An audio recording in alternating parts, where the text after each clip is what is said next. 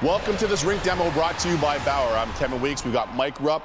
We're here in the studio in the rink, and we're going to break down poke check, Rupper. Now, listen, for a lot of you goalies out there, this is really important. For some of you players, Rupper, don't give them too much insight, okay? We got to keep this undercover. I'm tipping you guys. I'm tipping you guys on what to look for a poke check, because it's a dirty play. Because listen, I'm sitting here as a forward coming in. I'm worrying about the defenseman that's chasing me. I'm skating and I got a stick being waved up between here, around here, whacking. I'm looking here. I don't want you to be coming out and do no poke checks. You're getting defended. I am. So this is one of the things I'll say first, and then I'll get to you. Go for it, man. So when you're coming down, you know, there's different times to use it. A lot of times you'll see, and we'll end up getting to it, when you're cutting across, a lot of times this happens too.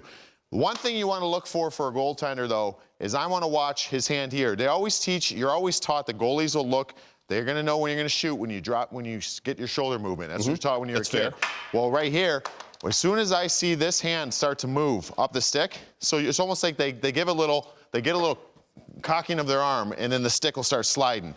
As soon as I see that, I know poke check's coming. You see, guys, you got to make a move quick, because that poke check, some of the best. I think Marc-Andre Fleury is one of the best. He's great in the National Hockey League at it. It's too late. It comes out, it's like a little cobra, just snap. Just get in there and get it done. So that's what I look for. It's a dirty, dirty move, but you guys are good at it. Very effective. And the key on the poke check is the element of surprise. We're going to go ahead and roll the tape.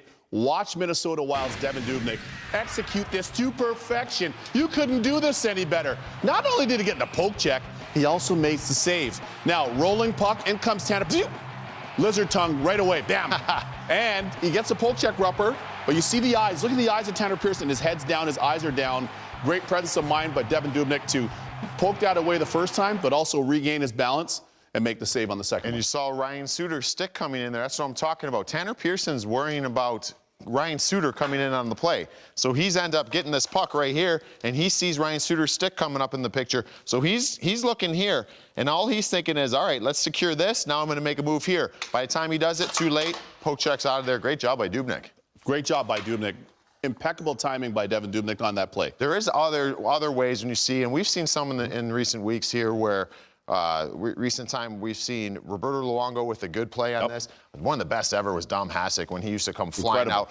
Just in some of them, instead of having possession like Tanner Pearson did there, every once in a while a puck will be just sitting out and there's a race for the puck. You see the old school two-pad stack, making your body long, and we got a great clip of this by Johnny Bauer back in the day. It's a classical move for a goaltender, right? Of course it is. Look, first of all, no mask. So props to the late Johnny Bauer. What a great man he was. Got to know him growing up in the Toronto area, but an outstanding goalie and an even better person. Great humanitarian of the game. But look, brush cut, no mask, and out. That element of surprise. And Rupper, you talked about this. You talked about Marty Brodeur doing it. You talked a lot about Dominik Hasek doing it as well, where at times there's a 50-50 puck, or you're coming in on a breakaway, as an example.